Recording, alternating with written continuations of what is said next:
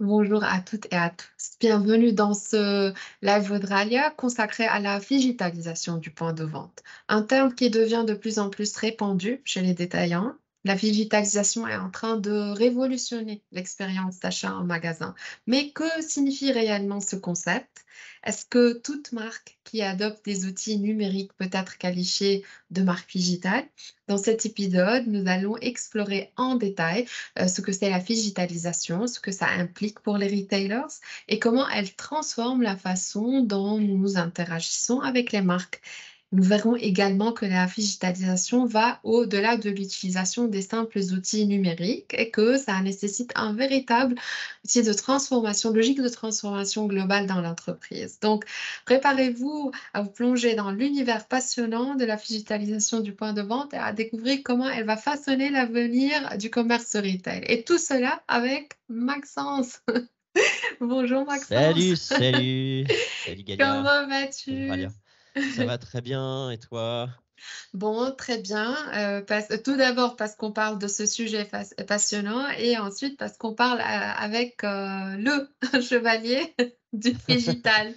C'est ça, Maxence. Est-ce que tu pourras nous faire une petite intro de ce que tu fais, ton parcours, qui tu es et comment en fait on est tombé sur la digitalisation, ce sujet qui te passionne beaucoup? Eh ben ça marche. Bah écoute, je vais commencer par te raconter mon histoire et ça sera plus facile pour dire qui je suis et ce que je fais et pourquoi Figital. Il y a 15 ans, j'ai vécu une expérience dans un magasin qui a changé ma vie. Je cherchais un instrument de musique et des accessoires pour offrir à un ami. C'était un cadeau groupé, donc c'est moi qui étais chargé d'aller chercher le cadeau de groupe. On avait un beau projet, hein. On devait acheter une guitare électrique, accessoires, casier, ampli à guitare, etc. Je vais dans un magasin qui était assez grand, hein. C'était un magasin qui était dans le nord de la France, qui s'appelle Milonga. Et je vais voir tout de suite le vendeur avec mon petit projet, parce que je suis pas musicien, donc j'ai besoin d'être d'un vendeur, en tout cas ce jour-là. Et donc on commence à faire les rayons, on commence par faire le rayon ampli. Et je me rappelle, il y avait 4 amplis dans le rayon, donc c'est pas beaucoup. Et en même temps, c'était pas du tout la marque que m'avaient indiqué mes amis et celle que je cherchais. Donc du coup, déjà dès le premier rayon, bredouille. Et en fait, on a fait un deuxième rayon, puis un troisième, puis un quatrième, et au bout d'un quart d'heure, je me suis retrouvé complètement bredouille. C'est-à-dire qu'il n'y avait rien du tout de ce qu'on cherchait sur ma liste qui était dans ce magasin, qui était pourtant une référence dans la région. C'était assez grand, hein. C'est un très grand magasin. Et là, naïvement et embêté, je dis simplement au vendeur, bah, dans quel autre magasin du côté de Lille je peux trouver ce que je cherche. En fait, là, il a un peu buggé. Il m'a dit, c'était un peu confidentiel comme ce que vous cherchez. Ça va pas être simple de trouver. Et en fait, il y a pas grand monde dans le magasin. C'était un jeudi matin, et il fait, bah, allez, venez avec moi. Il m'a emmené sur sa caisse à l'entrée du magasin. Il a retourné l'écran. Et là, pendant 45 minutes, il m'a aidé sur internet et on a surfé sur des sites de vente en ligne, des sites comme Woodbrass, Stonat, donc des sites de ses concurrents, hein. Ce jour-là, j'ai buggé parce que je trouvais ça à la fois très sympathique, mais en même temps très anormal. C'est un vendeur qui est en train de me vendre des produits de ses propres concurrents sur des sites web en magasin. J'ai complètement buggé. Et j'ai buggé à tel point que je me disais, mais ce vendeur va se faire virer, c'est pas possible. Enfin, c'est dangereux ce qu'il fait. Jusqu'à temps que je réalise que, enfin, je me suis dit: «Le problème peut pas venir du vendeur», et donc ce jour-là, je me suis dit: «C'est le modèle économique du magasin qui est en défaut, qui ne va pas». Un magasin, aussi grand soit-il, est limité, dans l'espace physique par les mètres carrés, par les stocks, et ce magasin-là, en était, la première victime, comme beaucoup d'autres, l'étaient déjà à l'époque, face à des concurrents internet qui ont des offres très grandes, très larges. Et donc depuis ce jour-là, je me suis très fortement inquiété pour l'avenir des commerçants physiques, et en me disant: «Si on ne fait pas quelque chose et si on n'aide pas ces commerçants à trouver un moyen de s'abstraire de ces contraintes, du modèle économique historique, du modèle traditionnel, ça va mal tourner pour eux». J'avais passé aussi 45 minutes derrière un vendeur sur un site web, j'avais pas trouvé ça très agréable. Et donc en fait, ça fait 15 ans que, je cherche, j'analyse, la bonne manière de faire du commerce en magasin avec des outils digitaux, pour que ça soit adapté aux vendeurs, au cérémonial de vente, au parcours client magasin. Et j'ai aussi d'ailleurs monté plusieurs activités à côté qui sont corrélaires à ça, puisqu'il y avait quand même des gros trous dans la raquette déjà il y a 15 ans. Donc j'ai monté une première boîte qui s'appelle Improvise, qui est une agence qui est spécialisée dans le digital commerce. Donc on fournit des solutions clés en main complètes pour digitaliser les points de vente et aider les magasins à faire des ventes avec des outils digitaux en magasin. Et j'ai monté aussi la Digital Academy, qui est une école, un centre de formation pour former à la fois les entreprises, les dirigeants à ce que c'est que le digital commerce, parce qu'effectivement, tu l'as dit tout à l'heure, on va le voir, c'est pas du tout qu'une techno, le digital commerce, c'est un modèle d'entreprise, c'est des process, c'est une orga, c'est de la formation des compétences. Et on forme aussi jusqu'aux vendeurs, hein, parce que le métier du vendeur évolue, voilà, et le digital implique une évolution du métier du vendeur qu'il faut accompagner. Voilà pour qui je suis, du coup. C'est très intéressant, merci.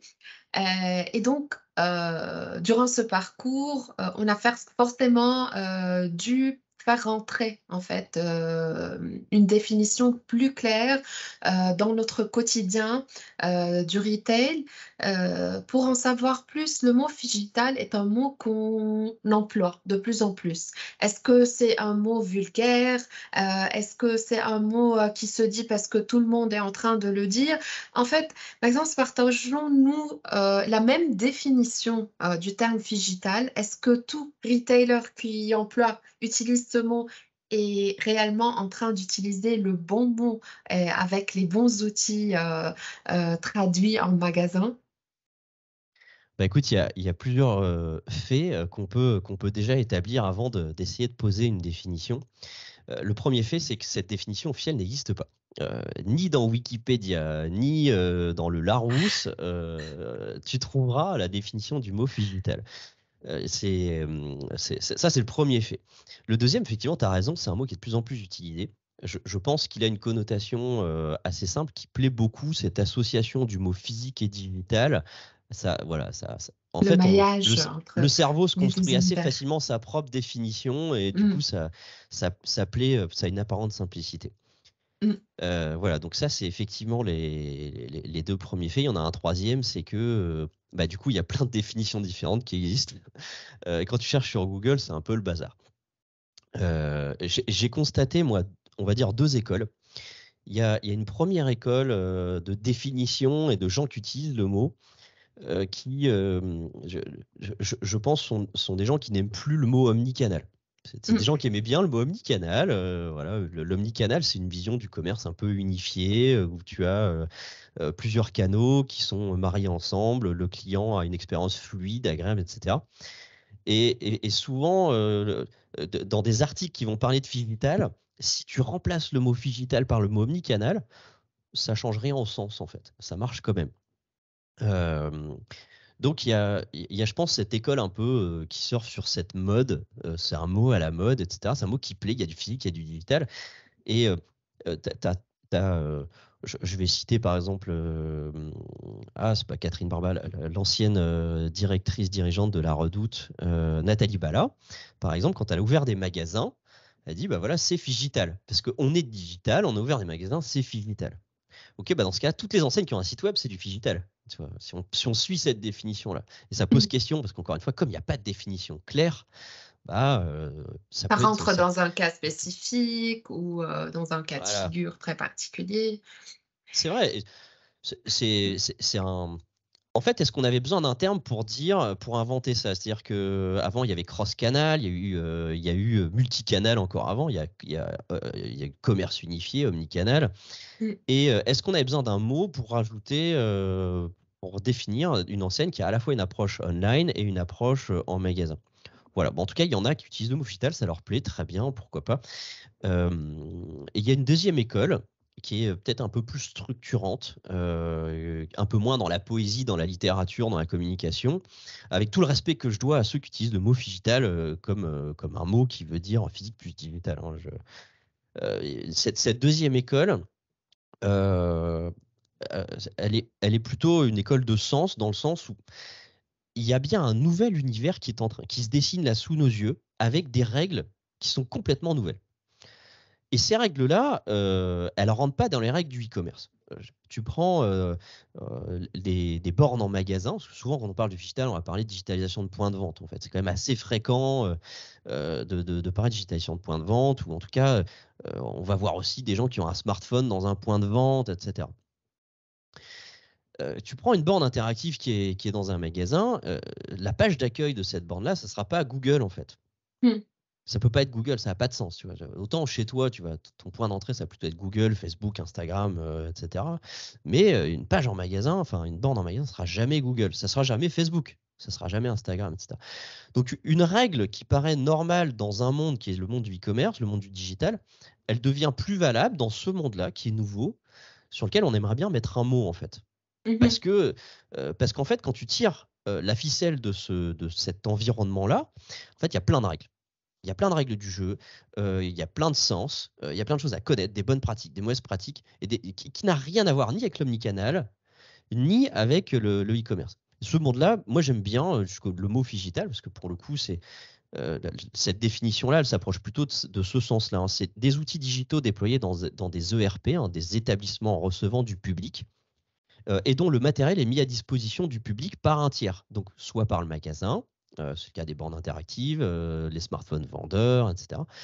Euh, et, et dans cet univers-là, tu as bien deux mondes côte à côte qui sont séparés par une frontière qui est très nette. Hein. Tu as le monde du digital, du e-commerce, tu utilises ton propre téléphone, ton propre ordinateur, etc. Et le monde du digital, là, c'est l'enseigne, le commerçant qui va mettre en place des outils à disposition de ces points de vente, que ce soit des bornes interactives, des QR codes ou des smartphones pour les vendeurs, des tablettes. Et effectivement, là, c'est un nouveau monde avec des nouvelles règles.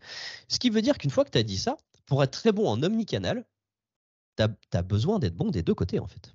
Mm, mm, Parce que mm, tu peux très bien être omnicanal, mais avoir des points de vente physiques sans digital. Est-ce que ça a encore du sens d'avoir des points de vente physiques qui sont soumis à des contraintes de mètres carrés traditionnels, en fait? Bah, plus vraiment. Quand tu sais que tu as des magasins qui font 80% de chiffre d'affaires en digital, c'est-à-dire qu'ils sont capables de vendre des produits sans les avoir stockés, manutentionnés, etc., bah, ça a beaucoup plus de sens, en fait, que de faire un modèle traditionnel. Et tu as beaucoup d'enseignes omnicanal qui ont un site web et des magasins tradis, en fait, avec un modèle économique tradit, tu vois, classique. Mm. classique. C'est pour ça que j'aime bien, moi je préfère cette deuxième école, qui est une école de sens. Ok. Et donc, on va également penser, et que peut-être c'est une question que quelques-uns pourraient poser à un moment donné, je ne peux pas être figital sans être omnicanal, dans un sens où tous les points de contact que j'ai devraient interagir. La relation entre l'un et l'autre, physique, digital ou peut-être éphémère à un moment donné, doivent avoir sens pour que cette expérience client en magasin et en rapport avec le produit soit vraiment cohérente. Est-ce qu'on est peut-être amené également à dire qu'il n'y a pas l'un sans l'autre, mais l'un ne veut pas dire l'autre, Alors, omnicanal et figital, je partage une vision un tout petit peu différente. Ce fait différentes? qu'effectivement, euh, aujourd'hui, la plupart des gens qui font du digital, ils ont déjà du e-commerce et effectivement, ils sont omnicanaux. Mais il y a un nouveau type d'acteur qui est en train d'apparaître, c'est les digitales natives. C'est quoi ce truc-là? C'est quoi cet extraterrestre? C'est des entreprises qui se créent et qui n'ont pas forcément de vocation à vendre sur Internet, mais qui ouvrent Mhm. des points de vente qui sont digitalisés. Pour l'instant, j'en connais une. Je ne connais pas beaucoup. Mais en fait, c'est une entreprise qui est dans le domaine du vélo haut de gamme électrique. Et en fait, les vélos électriques, ça se vend très mal sur Internet. Et puis, c'est une Mhm. nouvelle marque. Exister sur Internet, c'est très compliqué. Ça coûte cher, ça coûte de la longue traîne. L'acquisition client, c'est un enfer. Et donc, c'est une enseigne qui a commencé par des magasins qui étaient digitalisés. Donc, c'est digital native. Et donc, tu vois, on peut pas vraiment parler d'omnicanal, puisqu'ils ont pas vraiment de site web commerçant, etc. C'est pour ça que je le prends avec des pincettes. En fait, tu peux tout à fait être digital native sans être omnicanal. Après, Omnicanal, effectivement, ok. là, ça reste l'exception et pas la règle. Oui. Hein. Dans la Mm. majorité des cas, effectivement, on va parler d'enseignes qui sont globales, c'est-à-dire qui vendent aussi bien sur Internet que qui vendent en magasin. Mm. Ouais. Donc, Et là, il faut ouais. rester vigilant, je pense, en ce moment-là, en identifiant plusieurs cas de figure, mais de dire que l'exception peut-être aujourd'hui ne fait pas encore la règle et qu'il faut voir comment ce modèle, digital natif, comme tu le dis, pourra évoluer éventuellement. C'est un Bah, en peu fait, ça. ouais, tout type de produit se vend pas forcément très bien sur internet et tu as beaucoup de jeunes entreprises qui se créent, qui ont beaucoup de mal à vendre sur internet et qui trouvent par contre des relais de croissance importants dans le monde physique et cetera. Donc, Mmh. effectivement, bon, ça reste pour l'instant anecdotique, Mmh. confidentiel. Mmh. Oui. Mais c'est vrai que, du coup, le phygital, la plupart des cas, sont des entreprises omnicanales qui vendent aussi bien, sur internet et qui ont des intérêts à aller dans le monde physique. Mmh. Alors, il y a un cas intéressant en ce moment, hein, c'est les DNVB et les e-commerçants qui Mmh. passent le cap du commerce physique et là, pour le coup, ça devient complètement pertinent pour eux, en fait, d'être phygital, d'avoir des magasins phygitalisés puisque, Mmh. là, tu te retrouves soit avec des catalogues gigantesques à faire entrer dans des tout petits espaces, soit avec une histoire de marque très puissante, très forte, et comment faire pour la raconter, cette valeur de marque, à l'intérieur d'un point de vente où tu vas plutôt avoir un écrin et où l'information, on est dans le monde physique, donc le monde du palpable, du tangible, on n'est pas dans le monde de l'information. Donc comment faire pour faire passer cette information qui est immatérielle à l'intérieur d'un point de vente qui est matériel? Matériel. Mmh. Très intéressant. Et donc aujourd'hui, vu ces différents cas de figure, différents formats de vente, qui émergent de plus en plus, pourquoi est-il nécessaire de digitaliser un point de vente? Est-ce qu'on arrive à un point où, on dit: «Attention, aujourd'hui, c'est essentiel de digitaliser parce que», à Ouais, ton bien sûr. avis? C'est même d'ailleurs extrêmement facile et c'est surprenant de voir ça devrait aller beaucoup plus vite que ça, hein. Ça devrait aller beaucoup plus vite que ça, tant les bénéfices sont colossaux et énormes et déjà prouvés, hein. Pourquoi c'est intéressant de digitaliser? Je ne peux pas parler de nécessaire, hein, mais on peut toujours essayer d'ouvrir des magasins traditionnels, et espérer que ça marchera mieux, dans l'avenir. Mais quand on ouvre un magasin, heu on a cette contrainte des mètres carrés on peut pas s'en abstraire, quoi.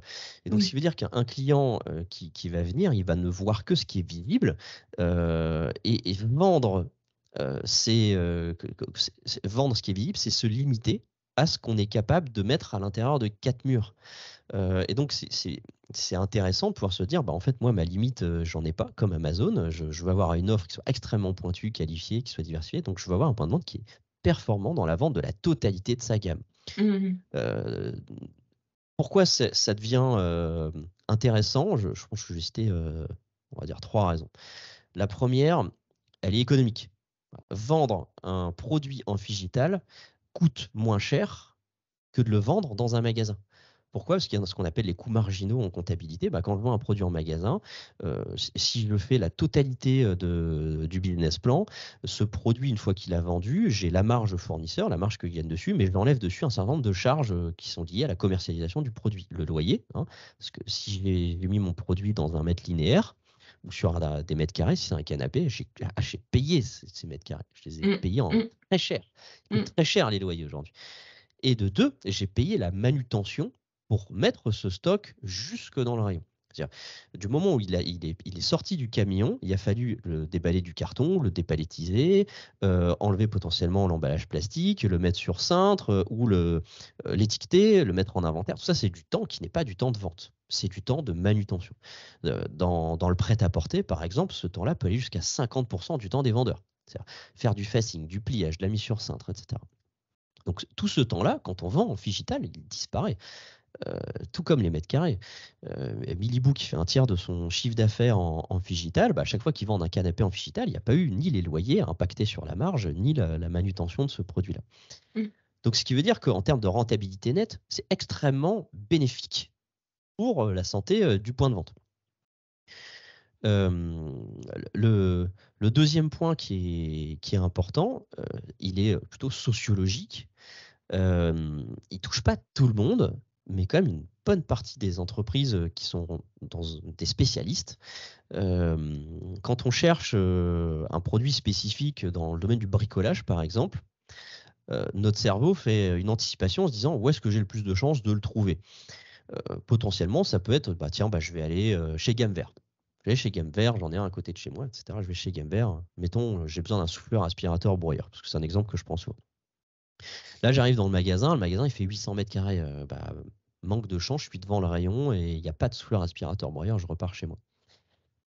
En fait, ce qui se passe à ce moment-là, c'est que nos cerveaux recalculent cette estimation qu'on avait fait, qu'on avait des chances de trouver un souffleur aspirateur broyeur en magasin, et, il va dégrader cette priorité. C'est-à-dire que la prochaine fois que j'aurai besoin de quelque chose dans le jardin, il va potentiellement me dire tiens, va sur Internet parce que ce truc-là, tu vas avoir du mal à le trouver en magasin. La dernière fois, tu as galéré, va directement sur ManoMano ou Amazon.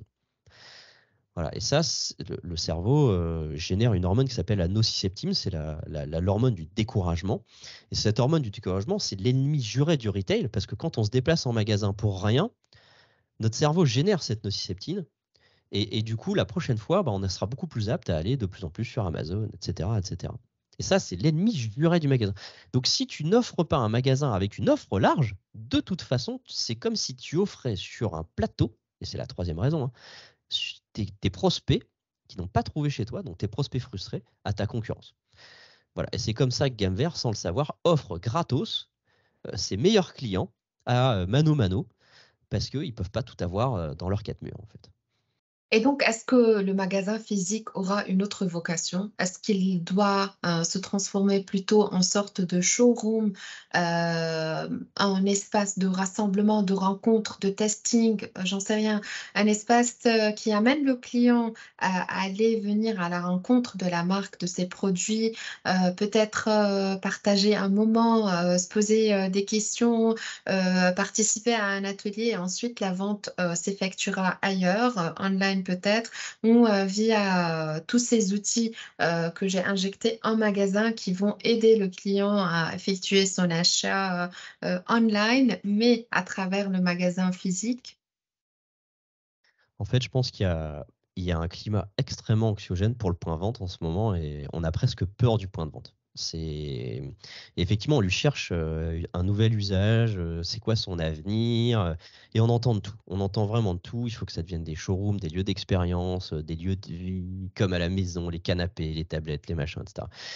Ce que je constate, c'est qu'il y a beaucoup de monde qui est perdu en fait dans ce que et qui savent pas ce que vont devenir les magasins dans 10 ans. Et j'entends énormément de gens pendant des rendez-vous dire de toute façon, on ne sait pas ce que le magasin deviendra dans 10 ans. Donc il y a un climat extrêmement anxiogène sur l'avenir du magasin. De mon côté, je suis super confiant et méga à l'aise pour me dire que non seulement le magasin se portera encore très bien dans 10 ans, de deux, qu'il faut investir sur le magasin. Il y a des e-commerçants qui en sont déjà à 800 points de vente ouverts en fait. C'est pas pour rien, c'est parce que c'est un levier de croissance énorme d'ouvrir des magasins, mais des magasins digitalisés. Euh, donc il y a le commerce physique n'est absolument pas en danger. C'est encore aujourd'hui plus de 90% du business mondial quand tu ne prends que la vente de produits spécialisés. On enlève les services, on enlève les transports, la billetterie, etc., la SNCF. En France, c'est 5% la vente de produits spécialisés. C'est-à-dire qu'il y a quand même 95% du business qui se fait en magasin sur des produits spécialisés.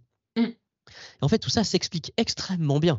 En fait, quand tu regardes ça, moi je suis un passionné de neurosciences, de comportementalisme, de sociologie, de psychologie, etc. Je suis loin d'être un spécialiste dans tous ces sujets, mais je suis tellement obsédé à comprendre comment réussir à faire des points de vente sans la contrainte des mètres carrés, des stocks, etc., pour bénéficier de nouveaux effets de levier de performance grâce au digital, que forcément, tu es obligé de t'intéresser à tout ça.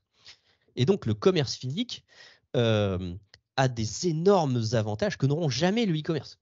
Jamais.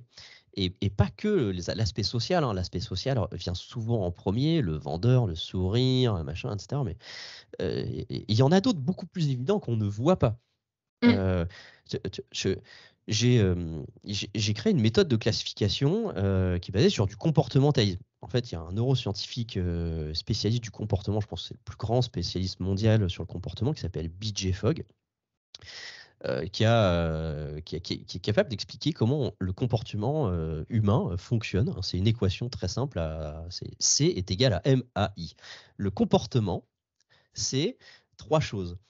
Une motivation, une aptitude et une impulsion, le tout généré au même moment. C'est-à-dire que pour avoir un comportement, il faut les 3 au même moment. Il faut l'impulsion, heu j'ai envie d'y aller, ou tiens, il y a un truc qui me rappelle que j'y vais, et cetera, ou tiens, je passe à côté, j'y vais, c'est l'impulsion. L'aptitude, c'est la capacité à le faire, hein. Je vais en magasin, bah, il me faut une voiture, ou il faut que je Mmh. puisse y aller, et cetera, ou il faut une compétence, je dois savoir marcher, et cetera. Je dois savoir me déplacer. Et la motivation, bah, il me faut une envie, qui va me mettre en mouvement, et cetera. Tu peux tout faire rentrer là-dedans. Et quand tu découpes le commerce physique, je prends juste 2 exemples en comportementalisme, sous l'angle de l'aptitude, on va dire que tu as un premier angle, c'est les clients qui savent déjà ce qu'ils veulent. Mmh. J'ai besoin de quelque chose, je sais déjà ce que je veux. Donc là, j'ai 2 choix, soit je vais en magasin, soit je vais sur internet. Bah, aujourd'hui, aller en magasin, quand tu regardes sous l'angle de l'aptitude, OK, il faut se déplacer, il faut du temps, et cetera. Sur internet, il faut pas se déplacer, il faut pas de temps. Donc l'aptitude est plus simple déjà. Mais après, tu as la motivation. Tu as des gens qui sont anti-Amazon. Je n'irai pas sur Amazon. Je vais aller en magasin, clac, et donc du coup, tu passes au-dessus de la ligne d'action. Tu as bien les 3, tu as l'impulsion, la motivation, et puis tu vas aller en magasin, tu es anti-Amazon. Mmh. Mais malheureusement, tu as quand même aujourd'hui, sur ces gens qui savent déjà ce qu'ils veulent, internet est très, très, très fort. Oui. Très, très fort. Maintenant, j'en prends un autre, parce qu'il y en a 3 autres, mais j'en prends qu'un. Heu, j'ai un projet, mais je sais pas trop, je veux refaire la déco de mon salon, j'ai besoin d'être inspiré. Et ben, pareil, en termes d'aptitude, tu as besoin de compétences d'inspiration, et comment être inspiré? Bah, ça vient pas comme ça, tu as besoin d'aide, en fait. Mmh. Soit tu regardes des catalogues, soit tu vas sur internet effectivement pour regarder l'inspiration, soit tu vas Mmh. en magasin. Et en fait, trouver de l'inspiration sur internet, bah, ça nécessite, là encore, un peu des compétences. Il faut savoir les Mmh. bons sites sur lesquels aller, il faut beaucoup creuser, les mots-clés à mettre, bah, bon courage, parce que quand tu cherches de l'inspiration, bah, c'est très compliqué de mettre des mots vers des goûts, des couleurs, et cetera. C'est très difficile de structurer Exact. l'information, des goûts, des couleurs, c'est Exact. très compliqué. Ouais. Alors que quand tu vas en magasin, tu vas chez IKEA, tu passes, tu rentres dans le labyrinthe et tu fais pas d'effort. Zéro effort. Tu Ouais. pas besoin d'aptitude, et l'effort est minime, et le corps humain est extrêmement performant dans l'espace physique, beaucoup plus que sur un petit écran en 2 dimensions. Mmh. Et donc, sur juste ce segment de comportement d'inspiration, le magasin sera toujours plus fort. Mmh. Toujours, toujours plus fort. Et les taux de Mmh mh. ce qui explique aussi pourquoi les taux de conversion sont plus élevés, en magasin. Heu, Moi, mon comportement le préféré, c'est, j'ai besoin de rien.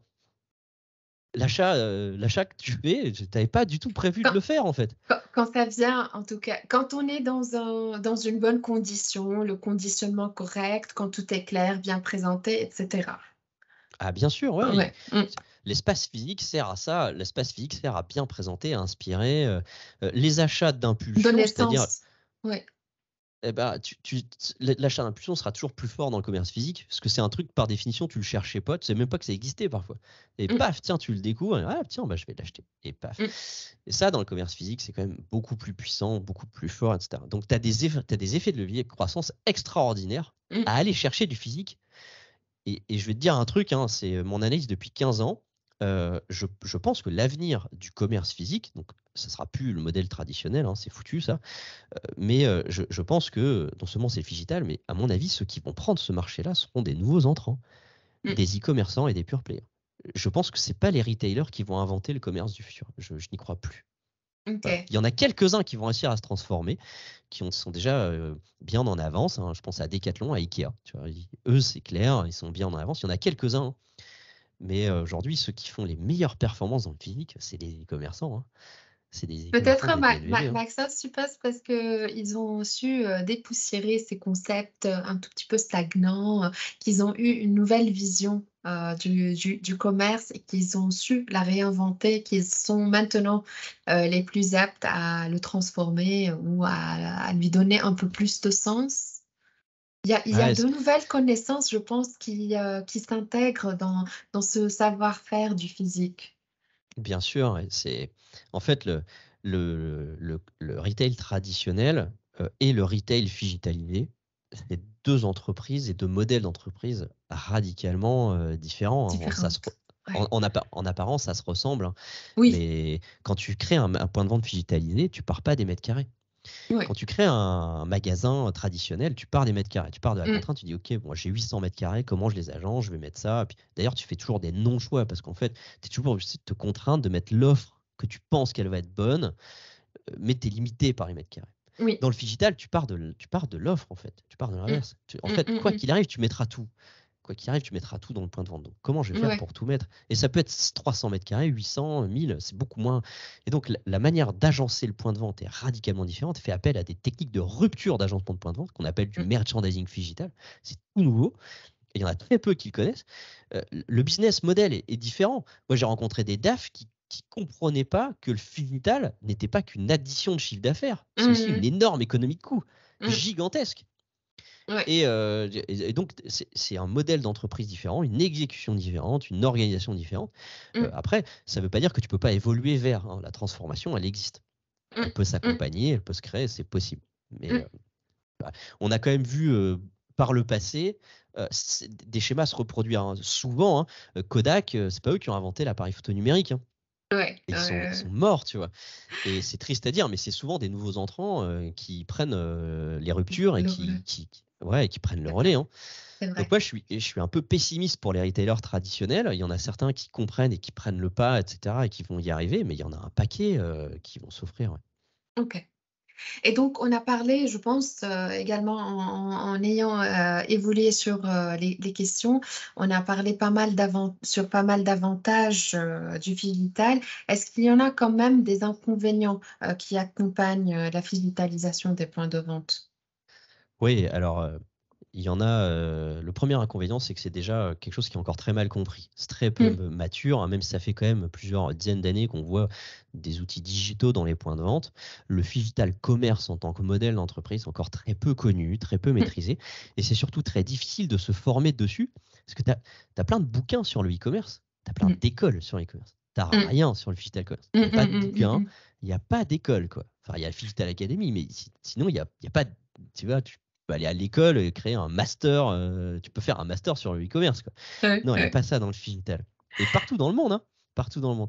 Donc, c'est encore très peu connu, très peu maîtrisé. C'est difficile de se former. Et même quand tu es très motivé et que tu veux le faire, ben, si tu fais ta veille sur Internet, tes recherches sur Internet, tu as un décalage entre ce qu'il y a sur Internet et la réalité du terrain, qui est Mmh. tout le temps très facile à observer. C'est-à-dire que tu vois un article qui dit waouh, Lacoste, Arena, Champs-Élysées, waouh, génial, etc. Tu vas sur place et là, il y a un décalage. Il y a un décalage, je te dis, mais ça c'est bizarre, c'est pas du tout comme ça que je l'avais lu. Et en fait, quand je demande aux vendeurs, ils n'ont pas du tout les mêmes termes. D'ailleurs, c'est pas utilisé. Il y a des trucs utilisés, d'autres pas utilisés. Il y a un énorme décalage. Donc, du coup, si tu veux vraiment monter en compétence, il faut que tu passes un temps colossal sur le terrain pour aller à la recherche, à creuser l'info. Moi, je passe des dizaines et des dizaines d'heures sur le terrain pour faire des caméras cachées, des analyses, des interviews vendeurs. Ouais, ouais. Voilà, donc ça, c'est la première raison. La deuxième raison, c'est que il y a une apparente simplicité du digital. C'est-à-dire qu'on se dit, oh, tiens, par exemple, je vais mettre mon site web sur une borne, ça va le faire, youhou. Donc il y a une vraie apparente simplicité du domaine-là, et il y a un vrai défaut de prise de conscience que Mmh. c'est un nouveau métier et que c'était extrêmement technique. Voilà. Mmh. Mmh. Derrière, ça nécessite des compétences techniques, des compétences métiers et des Ouais. compétences en infrastructure qui sont lourdes. Mmh. C'est des projets qui coûtent vite cher, hein, si tu te plantes. Moi, j'ai créé un hashtag qui s'appelle Michel Figital sur LinkedIn. C'est parce que je vois passer des fois des choses qui me. Je dis, mais mince, comment c'est possible qu'on ait laissé passer ça? Tu vois, il y a eu au Mmh. moins un demi-million d'euros, voire 1 million d'euros investis dans ce magasin, et ils Mmh. sont Mmh. complètement à côté de la plaque. Mmh. Comment c'est possible, en fait? Et donc, tu as des entreprises qui disent, ouais, c'est bon, le digital, je vais le faire, je sais faire, j'ai déjà fait des sites web, je vais le faire. Non, Ouais. non, il faut oublier ça tout de suite. Hein. Il y a des Ouais. professionnels du digital et je peux vous dire que c'est un vrai métier très technique. Et, Ouais. et attention, si vous lancez là-dedans, moi, je connais des dizaines de boîtes qui ont arrêté, qui ont lâché l'affaire parce On est qu'ils se rendent parti compte que. sur le mauvais. Ouais, Ouais. ouais, ouais, ouais, Et puis, ouais. et puis dès le lendemain, ça marche pas. Ah mon Dieu, Ouais. tiens, et puis j'ai des problèmes d'image et tout derrière. Mmh. Non, Mmh. non, donc voilà, c'est un peu en lien avec le premier sujet. Mais c'est quand même, enfin, je le mets à part, c'est différent. Le premier sujet, c'est vraiment, il n'y a pas de maturité, il y a un manque de pédagogie sur le digital commerce en tant que nouveau relais de croissance pour les entreprises extraordinaire.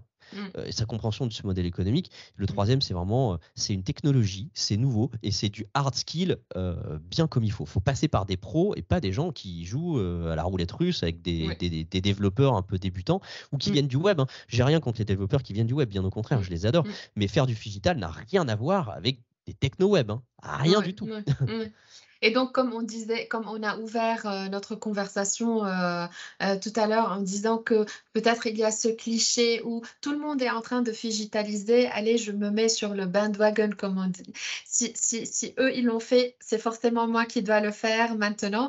Donc, c'est à chaque fois et cette attention entre ce que je peux faire, si j'ai bien compris comment il faudra le faire et si j'ai la bonne vision en tout cas.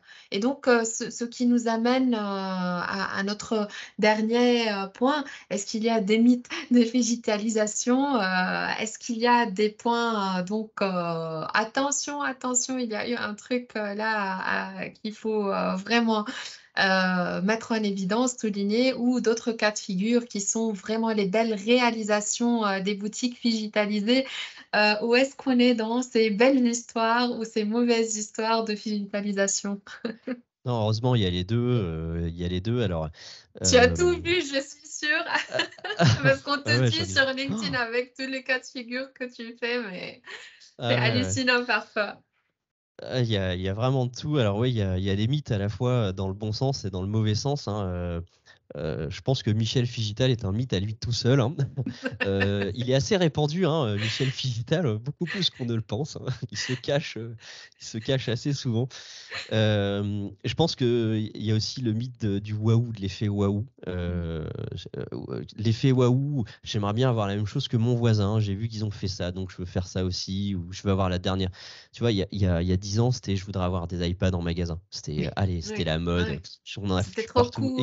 Ouais, Ah ouais, là là, ils sont ouais, tous revenus, quoi. Ils se sont tous vus que c'était une énorme galère à gérer, etc. ouais, ouais. Et ouais, il y a ces mythes-là, hein, qui ont la peau dure, hein. En fait, quand on fait du digital et qu'on est face à une copie blanche, ça rassure d'en mettre plein dedans. Oui. C'est-à-dire, je vais essayer de, tiens, bah, on va faire ce service-là, puis on va créer ça, parce que comme ça va rendre service au consommateur, puis on va faire ça aussi. Et plus j'en mets, plus ça rassure. Et en fait, du coup, tu arrives en point de vente et c'est une catastrophe. Les trucs sont pas utilisés. Tu as dépensé 1 million d'euros pour rien, ou 500 000, ou 300 000, ou 100 000, ou 50 000, peu importe, hein. Mm, Moi, là, je prends les cas extrêmes, parce que j'ai vu des magasins où j'estimais qu'il y avait plus de 1,5 million de techno qui n'étaient pas utilisés. mm, mm, mm. Et là, ça fait mal, en fait, quand tu Ça vois fait ça, mal, tu te dis, waouh. exact. Ouais. Ouais. Et des fois, il y a des trucs qui sont en magasin encore 3 ans après et qui sont toujours pas utilisés. Et tu te dis, mais pourquoi ils ont pas enlevé? Parce qu'à la limite, récupère les mètres carrés, faites autre chose, quoi. Mm, C'est comme au poker, hein, prends ta perte et tu passes à la suite, quoi. mm, mm, Donc ça, on va dire, effectivement, ces mythes, ils ont un peu la peau dure. Ils créent une mauvaise image du digital, hein. mm.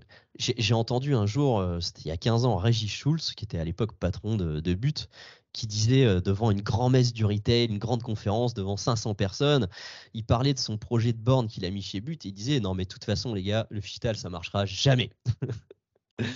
Ouais, forcément. Avec Alors la il avait. certitude. Ouais. Ouais, Et ouais, là, ouais. j'étais là en train de creuser avec ma pelle en dessous du sol. En disant, putain, je vais faire un trou, je vais me cacher. Parce que du coup, il y a cette mauvaise image du digital qui lui colle un peu à la peau, parce que c'est vrai qu'en apparence, il y en a beaucoup qui se sont plantés, c'est un peu dur, etc. Mais heureusement, il n'y a pas que des Michel digital. Il y a aussi des trucs vraiment canons. Ouais.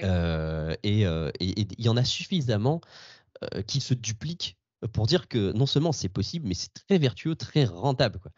Euh, je, Moi, en ce moment, je fais un store tour. Donc, je fais un store tour, d'ailleurs, je ne l'ai pas dit, mais tous les mois, depuis 2 ans et demi, c'est gratuit, tous les premiers jeudis de chaque mois. C'est en live, c'est en visio. Parce que les gens n'ont pas forcément le temps d'aller à Los Angeles pour voir Amazon Style, et puis à Morlaix pour voir Grand Sale, et puis partout en France ou en Europe où je vais pour justement faire ces analyses-là.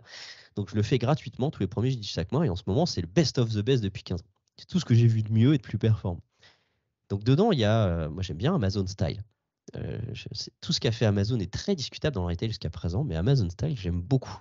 Il y a plein de trucs très intéressants à analyser dans Amazon Style. C'est à Los Angeles et dans une autre région. Il n'y a que 2 des magasins pour l'instant. C'est tout récent, ça doit faire 1 an et demi. Et là, je trouve que l'approche est canon. Ensuite, il y a Il y a Motoblues dont je parle en ce moment. Motoblues, c'est un e-commerçant qui est resté dans le e-commerce pendant 13 ans, puis paf, tiens, d'un coup, on ouvre un magasin. Ah, puis tiens, on se remarque que c'est bien en fait. Mm, Et mm. puis, et puis un deuxième. Et le deuxième magasin, il est intéressant parce qu'il fait 200 mètres carrés, il fait 1,6 million de chiffre d'affaires. 80% du chiffre est fait en Figital. 8 000 € du mètre carré. 8 000 € du mètre carré, mais quand tu regardes les coûts, parce qu'en général, tu dis, OK, 8 000 € de chiffre d'affaires au mètre carré, c'est bien, mais tu mets quoi sur Qu'est-ce les qu'on coûts a en mis? face? C'est quoi la Exact. renta? C'est quoi la renta? Ouais. C'est la limite. Si tu mets 8 000 € du mètre carré, mais que ça te coûte 16 000 € du mètre carré, ça sert à rien. Non, non, là, il n'y a que 200 mètres carrés. 1,6 million, 200 mètres carrés, en plus d'une zone commerciale. Enfin, c'est pas une zone commerciale, c'est une zone logistique. Donc, le loyer, ça doit être peanuts. Mm, Et je crois qu'il y a une équipe de 4 ou 5 personnes à l'intérieur de la boutique qui ne font que de la vente, du coup. mm, Ils n'ont pas de manut à faire. Ils n'ont pas de mm. manut à faire. 80% du business est fait sur des écrans. Donc, tu n'as pas eu à manutentionner les produits pour les enlever du carton, les mettre en rayon, les étiqueter, les inventoriser, les bouger de stock, etc., etc., etc. Enfin, tout ça, c'est des heures que tu gagnes qui sont colossales. C'est des charges. On est en France, On les a charges salariales et focalisé les patronales. tâches à la vente, hein. On a recentré le vendeur à son Ben voilà. job, à ce qu'il doit faire et donner plus de sens à la vente au magasin. Ben oui. Et puis, les vendeurs qui sont dans les modèles tradis, souvent, tu as la valeur refuge. Je vais me réfugier dans des tâches de manutention. Je vais Oui, refaire des oui, rayons, je vais oui, ranger. Parce que oui. ça Oui. me rassure de ne pas aller au contact. Alors que dans ces magasins-là, en fait, forcément, c'est des gens qui sont à fond dans le relationnel. Ils ont Mm, que ça à faire. Ils n'ont pas de oui, manut à faire. Le ménage, il n'y a pas besoin de le faire. Il est tout le temps pareil, le magasin. oui, oui, oui. Euh, Voilà. Et et, dans ce magasin, donc, on a vu ces spécificités, cette dimension sociale, la conception du point de vente. Est-ce que je suis un petit peu intriguée? Est-ce qu'on est dans un point de vente beau, esthétique? Est-ce qu'il y a du storytelling? Est-ce qu'il y a un sens dans le parcours d'achat du client, un parcours digitalisé dans ce point de contact, si on va l'appeler comme ça? alors, je vais essayer de te partager mon écran, comme ça, ceux qui regardent sur YouTube, ils pourront voir un petit peu. Je sais pas si Merci. je peux partager. Attends, hop là, clac. Je partage une fenêtre, écran, fenêtre. Voilà, ici, clac. Voilà. Euh, En fait, quand tu es dans ce magasin, tu as l'impression qu'en apparence, c'est un vrai magasin. Tu vois, c'est un magasin de moto. Tu as des produits, t'as des casques, des blousons, etc. Et c'est hyper important, en fait. Il y a plusieurs tentatives ces 15 dernières années d'entreprises qui ont essayé de faire du full showrooming, voire du pire, du full digital. Hein. Des rues du commerce, ils avaient essayé de faire un magasin avec que des bornes. C'est une catastrophe de faire ça. Tu peux pas faire Mm, ça. Enfin, à un mm. moment donné, si tu prends l'extrême, c'est-à-dire je veux faire un magasin avec que du showrooming et que de l'extrême, il y en a déjà plein qui ont essayé, qui ont eu beaucoup de problèmes. Non, il y a un juste milieu. Et le juste milieu, c'est justement le bon mariage entre qu'est-ce qui fait qu'un magasin physique fonctionne et comment je vais pouvoir mettre la petite pointe de digital au bon endroit qui va bien pour que ça marche. Parce que si tu mets Mm. juste des écrans, faut pas oublier que Motoboost, ils viennent de là. Hein. Le premier magasin qu'ils ont ouvert, ils ont mis leur site web sur des bornes. C'était une catastrophe, ça ne marchait pas. Si tu fais juste ça, ça ne marche pas. Pourquoi? Mm. C'est là qu'on arrive dans cette définition du digital de sens, parce qu'il y a des règles du jeu. Il y a des règles qui font que si tu veux performer, bah, c'est mieux de les connaître. C'est comme Mm. dans le e-commerce. Le mec qui Mm. se lance dans l'e-commerce, qui ne sait pas ce que c'est que le SEO, Mm. il va pas aller bien loin. Celui qui ne sait pas faire de l'acquisition de trafic, c'est pareil, il va pas aller bien loin. Celui qui ne sait pas ce que c'est que des réseaux sociaux, il va pas aller bien loin. Bah, dans le digital, c'est pareil. Sauf que tout ce que je viens de dire dans le e-commerce, là, l'acquisition de trafic, ça n'existe pas dans le digital. Bah ouais, la page d'accueil, c'est pas Facebook, c'est pas Google, ça n'existe pas. Non, c'est autrement. Et dans la poche du vendeur, c'est pareil. Le SEO, ça n'existe pas non plus. Les sites sont la plupart du temps, il y a beaucoup de texte pour le SEO, mais en magasin, c'est les images qui sont importantes. Ouais. C'est le contenu. C'est ce qui va aider le vendeur à raconter une histoire qu'il ne peut pas raconter avec sa bouche, parce qu'il peut raconter l'histoire, mais il ne peut pas projeter visuellement, il ne peut pas projeter des images avec sa bouche. On va se la représenter, mais si on met des images, des photos, des machins, on va aider le cerveau à voir de quoi on parle. C'est Mm. Consensus qui disait ça. Mm. Donc, il y a une manière de faire pour réussir dans le digital. Elle n'a rien à voir avec le e-commerce. Il n'y a Mm. rien du tout. Hein. Mm. Mm. Et Mm. ça, bah, du coup, il y a des règles à connaître, etc. Et donc, bah, effectivement, il faut faire des beaux points de vente. Hein, Oui. ça fait partie des règles. Et la manière de les agencer est aussi différente. Alors, je vais te montrer un autre exemple qui est, là, on est toujours dans le sport, mais dans le basket. Là, ici, on est chez Basket for Ballers. En fait, ils ont une grosse part de leur chiffre d'affaires qui fait que la NBA, sauf que la NBA, c'est 30 équipes de basket, 15 joueurs par équipe, chaque équipier a son maillot. Mm. Donc, si tu viens en magasin pour chercher ton t-shirt Milwaukee 34, bah, il faut savoir que tu as plusieurs déclinaisons de taille. Tu en as 17. Ça fait beaucoup de maillots, ça Ça fait plus de fait, 7000 voilà. refs. Mm, Ça fait mm, 7000 refs. mhm. Alors, dans le basket, en général, ceux qui se vendent, c'est tu as 3 ou 4 joueurs par équipe qui se vendent. Mais ça fait quand même un paquet de refs. Tu rajoutes Mm, le mm. short, etc. Tu peux pas tout mettre.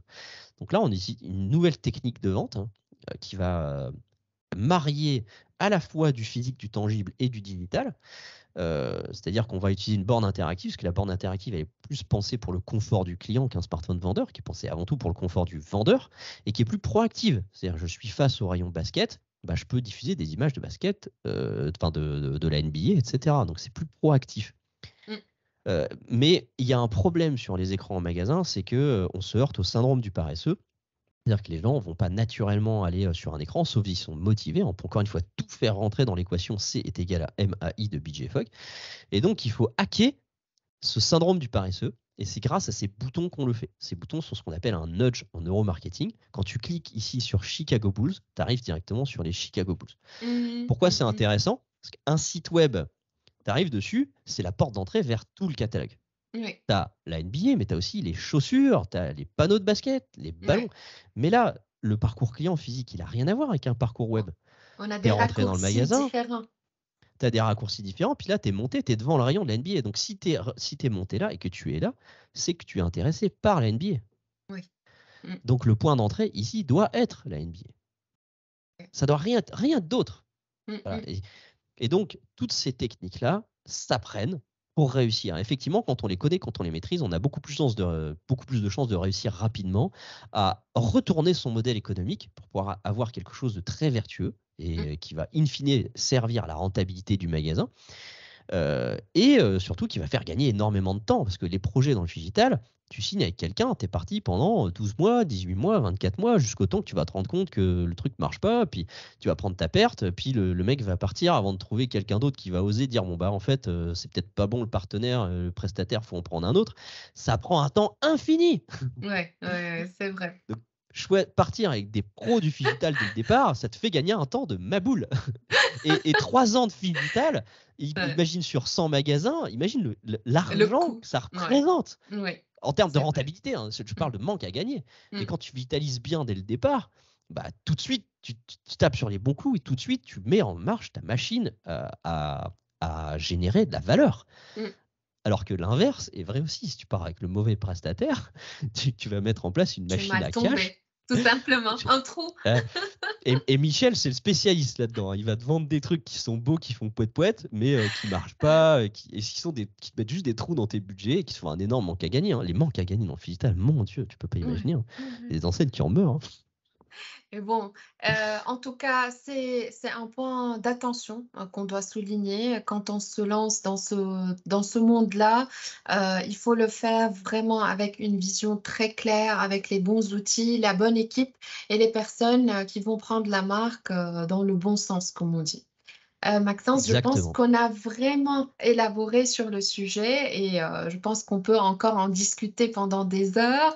Mais avant de terminer, est-ce qu'il y a d'autres commentaires qu'il faut absolument mettre en avant sur le Figital? Ton dernier Venez mot au à Store dire. Tour Figital. Venez au Store Tour sur Comment, Figital d'ailleurs, Online.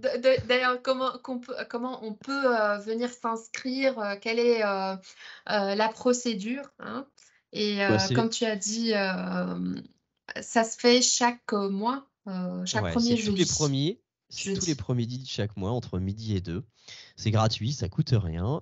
C'est sur Zoom en visio, donc c'est pas un webinar, c'est-à-dire qu'on est tous ensemble à discuter. Donc il y a plein de gens qui prennent la parole, qui posent des questions, qui interagissent, etc. Euh, pour venir, c'est simple. Hein. Soit on va dans Google, on cherche Figital Store Tour. Là, je pense que vous allez trouver tout de suite. Je pense qu'on est les On seuls est à faire les ça. premiers à le faire. Et sinon, il y a le QR code qui est là. Hein. Ça arrive directement sur la mailing list parce qu'en fait, on change le programme tous les 2 mois. Donc en fait, pendant 2 mois, donc juillet, là, c'était, les best of the best, mais août aussi, ça sera les best of the best. Il y a jamais de replay, on peut pas en faire parce que comme c'est très participatif et qu'il y a tout le monde en visio, qu'il y a plein de gens qui participent et cetera, bah, on peut pas faire de replay, en fait, parce que du coup, il Mm. faudrait demander l'autorisation à tout le monde et cetera, donc et puis voilà, ce qui se dit pendant le Phygital Store Tour Online reste au Phygital Store Tour Online. Donc C'est voilà, comme il y à a pas de Vegas. replay. Ah, c'est comme à Vegas, quoi, voilà, c'est exactement pareil. Ouais. Et puis, Ok. bah, derrière, on a créé une petite communauté sur WhatsApp aussi, qui vient de se créer il y a 3 jours. J'ai lancé le groupe WhatsApp, on est déjà, une petite dizaine là-dessus. Et l'idée, c'est qu'on s'entraide, hein, tout simplement, parce que c'est un domaine qui est prévenu à un très bel avenir, le phygital, et tous les entrepreneurs qui vont saisir l'essence même de la valeur de ce concept-là, bah, ils vont être très heureux de l'avoir compris très tôt ou avant les autres. Parce que ceux qui vont créer des enseignes vitalisées qui marcheront, bah, ces emplacements-là, ça sera les leurs. Personne Mm, d'autre pourra les prendre. mm. Alors que sur Internet, tu vois, n'importe quel jour, tu peux avoir un concurrent qui débarque et qui remet tout en question, hein. Le Figital a cette énorme force-là. C'est ce qui est acquis, quoi. Ouais, Et ouais. là, en plus, il y a plein de bonnes affaires à faire en plus en ce moment, parce que des emplacements vides, il y en a un paquet, hein. Exact. Et c'est vraiment l'occasion d'aller découvrir ce sujet en profondeur dans les Retail Tours. On en partagera également dès qu'on partage notre replay de cette séance. Et on invite tout le monde à rentrer en contact avec toi sur LinkedIn pour continuer la conversation sur le digital. Ouais, voilà, faut pas hésiter. Merci Maxence, c'était top, top, top. Super. J'espère qu'on pourra refaire d'autres échanges sur le digital et d'autres success stories. Et je te remercie encore une fois d'avoir accepté de venir échanger avec moi. Merci beaucoup.